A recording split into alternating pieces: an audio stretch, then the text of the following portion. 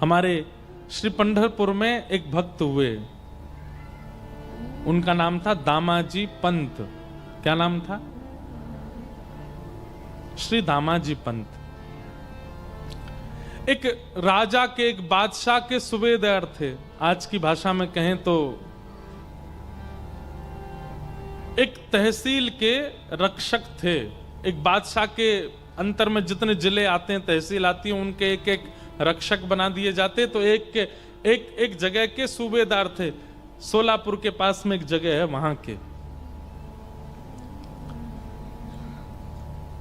एक बार अकाल पड़ा और उस अकाल के कारण लोगों के लिए भोजन की व्यवस्था नहीं थी।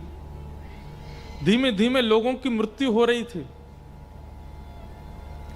दामाजी पंत ने जब देखा कि भाई लोगों की मृत्यु हो रही है, बिना अन्न के, बिना सामग्री के भोजन नहीं कर पा रहे।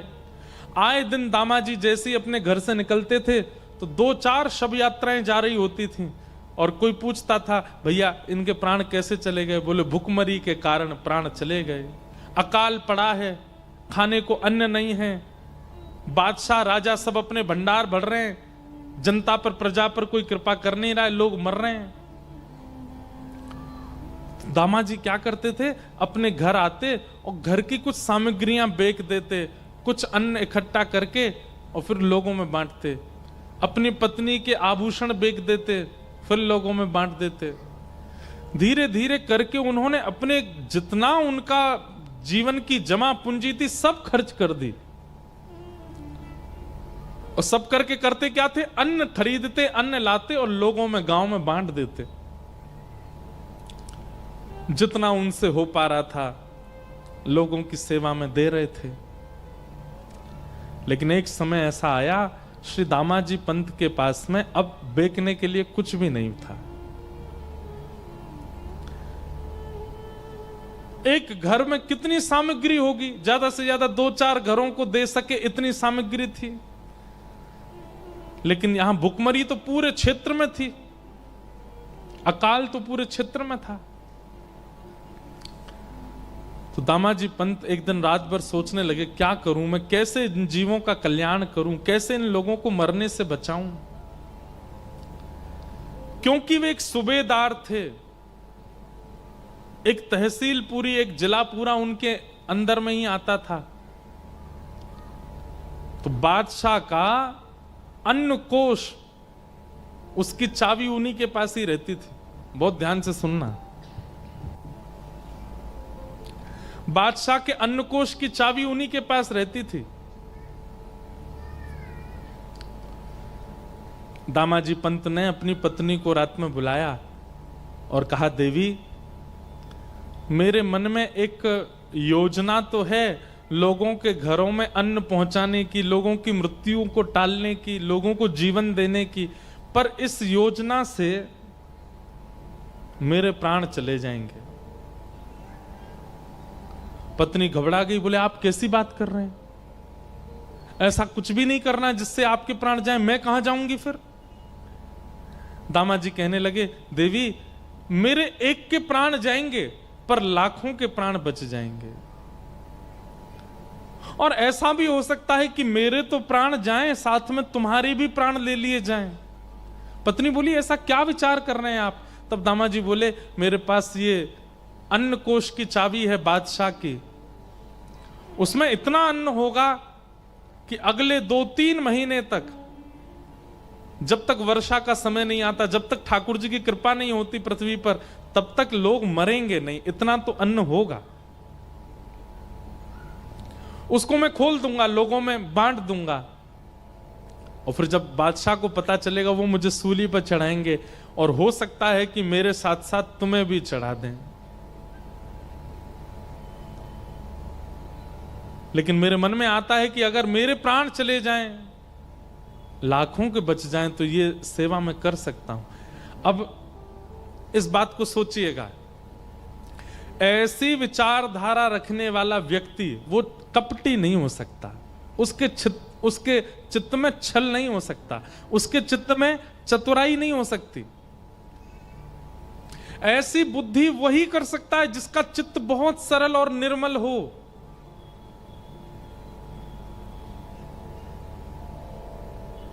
हम लोग ऐसी विचारधारा वाले नहीं हैं। हम लोगों की विचारधारा विचित्र है। संकट आने पर हम अपनी रक्षा प्रधान मानते हैं, इसलिए हम लोग अब सहज नहीं बचे। हम जो इस काल के लोग हैं, हम में से सहजता, सरलता, निर्मलता निकल चुकी है, इसलिए हमको ज्ञान वैराग्य का आश्रय लेना पड़ेगा अपने कल्याण के लिए।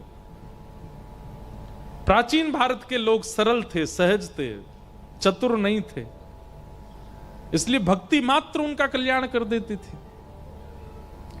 दामाजी पंत ने अपनी पत्नी से कहा, मैं अन्न कोष खोल करके लोगों में बंटवा दूं, मेरे प्राण तो जाएंगे पर इतने लोग बच जाएंगे। पत्नी ने कहा, मुझे स्वीकार है, आप कीजिए। और श्री दामाजी पंत ने अन्न कोष का भंडार खोल दिया और राजा बादशाह को पता ना चले, रात रात में पूरे पूरे लोगों से लुटवाया खूब अन्न। इतना अन्न था उस अन्न कोष में कि 1 महीना तक लूटते रहे, फिर भी कम पड़ गया, फिर भी खत्म नहीं हुआ।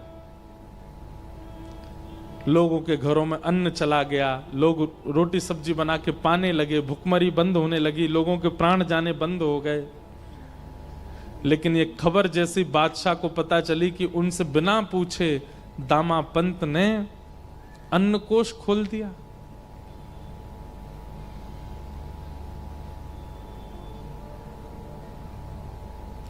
बादशाह ने आज्ञा कर दी, तुरंत बंदी बनाओ, और दामा पंत को पकड़ करके बंदी बना करके सूली पर चढ़ा दो। मुझसे बिना आज्ञा लिए इसने ये किया कैसे?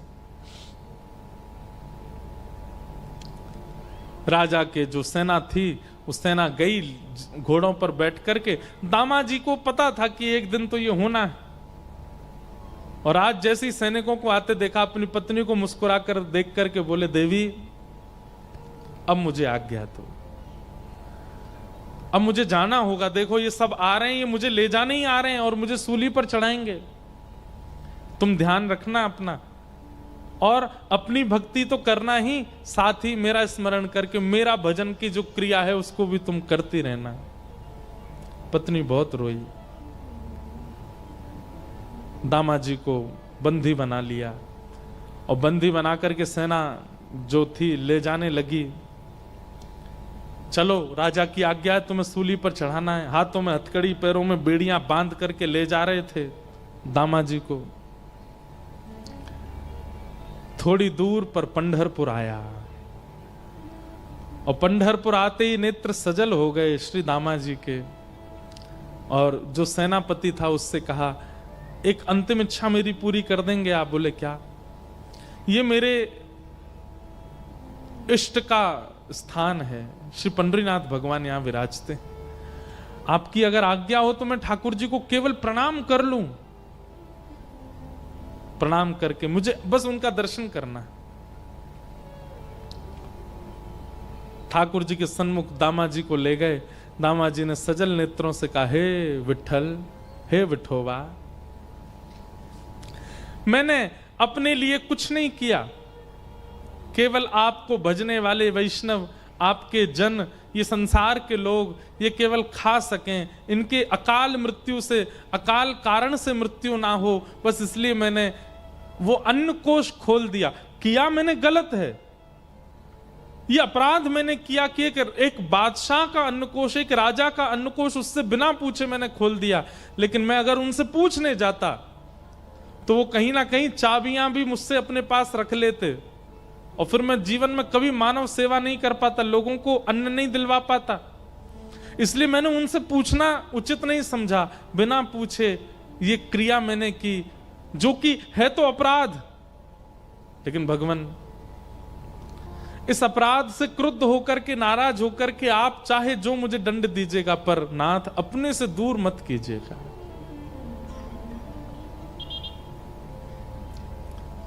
पंडरीनाथ भगवान से प्रार्थना कर रहे हैं, नेत्र सजल हैं।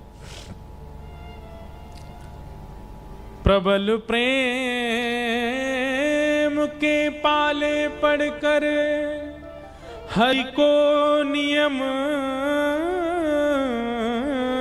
बदलते देखा, अपना मान टले टल जाए, पर भक्त का मान न टलते देखा।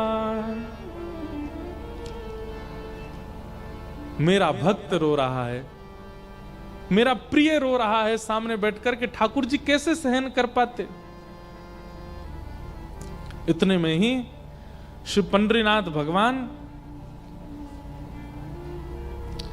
एक नन्हे से कुमार बालक का रूप धारण किया।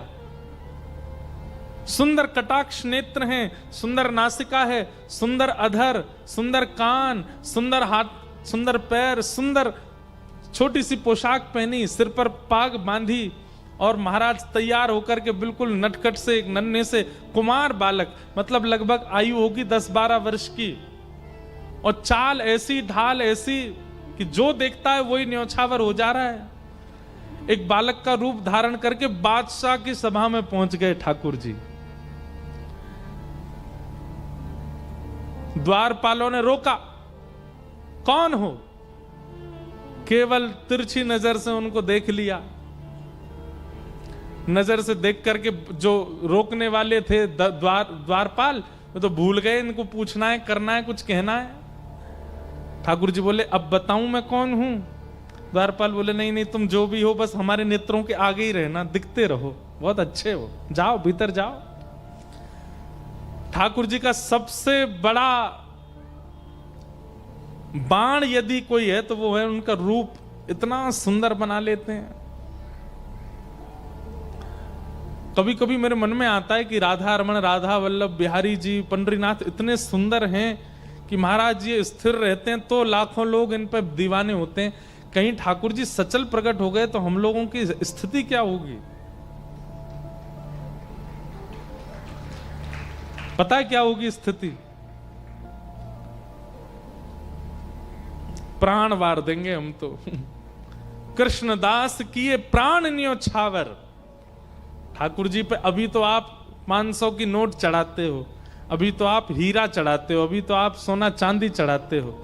कहीं ठाकुर जी सचल प्रकट हो गए तो फिर प्राण ही चढ़ा दोगे। बोले, नाथ ऐसे ही देखत रहूं तो मैं जन्म सफल कर मानूं। इतना सुंदर वेश धारण करके ठाकुर जी जैसे ही पहुंचे राजा की सभा में, बादशाह की सभा में, बादशाह ने पहले तो चाल देखी, चाल देख करके आनंदित हो गया। जबकि स्वभाव ऐसा है कि पहले कितनी दोहरियां हैं, सब पे रोक दिया जाता है लोगों को, लेकिन चाल ढाल रूप इतना सुंदर कि सब रोकना भूल गए उनको। बादशाह भी कहना तो चाह रहा है, सेनापति मंत्री जाके देखो ये कौन है, लेकिन शब्द ही नहीं निकल रहा मुख से। बस मन हो रहा है ये थोड़ा और समीप आए, थोड़ा और समीप आए, थोड़ा और पास आ जाए, थोड़ा और पास आ जाए। ठाकुर जी आके सामने खड़े हो गए। बादशाह ने पूछा, तुम्हारा परिचय, कौन हो? बोले, मेरे नाम तो अनेक हैं पर प्यार से सब लोग मुझे विठू विठू बुलाते हैं। क्या नाम है तुम्हारा? बोले, विठोबा। विठोबा? हाँ, कितना सुंदर नाम है, जितने सुंदर तुम उतना ही सुंदर तुम्हारा नाम है। कैसे आना हुआ तुम्हारा हमारे यहां? बोले, अरे मेरे स्वामी हैं, मैं जिनका दास हूं, मैं जिनका सेवक हूं, ऐसे मेरे स्वामी, मेरे महाराज, मेरे सर्वस्व। कौन? आपके सूबेदार श्री दामाजी पंत, वो मेरे स्वामी हैं। मैं उनके यहां नौकरी करता हूं, मैं उनका सेवक हूं। उनका बहुत सारा धन मेरे पास पड़ा था, मैंने बहुत बार उनसे कहा कि आप आके ले लीजिए, लेकिन वो इतने व्यस्त थे कि वो नहीं आ पाए। इतने उदार, अपना सारा धन मेरे पास छोड़ दिया। पर आज मुझे पता चला कि उनके धन, आपकी किसी सामग्री का उन्होंने प्रयोग किया जिसका धन वो चुका नहीं पाए, आप उनको सूली पे चढ़ा रहे हो। तो मैंने सोचा कि उनका जो बकाया धन है जो मुझ पर है वो मैं आपको दे देता हूं ताकि उनकी मृत्यु टल जाए। बादशाह बोले, इधर देखो सब लोग, इधर देखो, यहां देखो, कथा सुनो। बादशाह बोला, बातें तो तुम बहुत अच्छी कर रहे हो, तुम्हारा स्वर भी बहुत मीठा है, देखने में भी बहुत सुंदर हो, लेकिन भैया तुम्हारे जो स्वामी हैं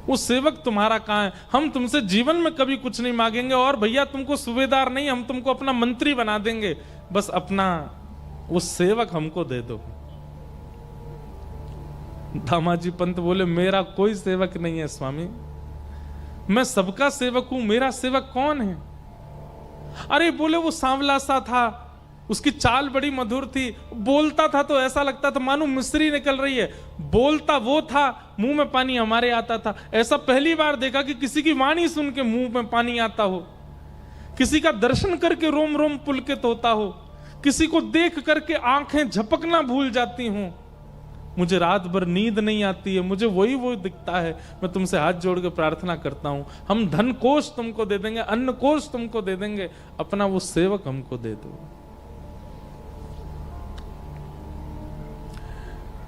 बादशाह का हाथ पकड़ करके दामाजी पंत सीढ़ियों पर लेकर के गए और कहा नेत्र उठा करके देखो कहीं ये तो नहीं थे।